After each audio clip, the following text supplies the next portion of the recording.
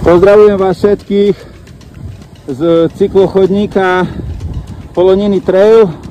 Nachádzame sa v obci Ulič.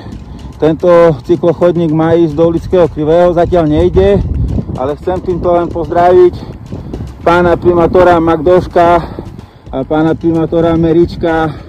Aj my, Humenčania, chceme chodník okolo takejto rieky s lavičkou, v kľude, v prírode, v chládku, popri Laborci, z Humeného do Stravského a nie popri tráti. Kadiaľ budú vlaky už po novom môcť chodiť rýchlosťou 120 km za hodinu.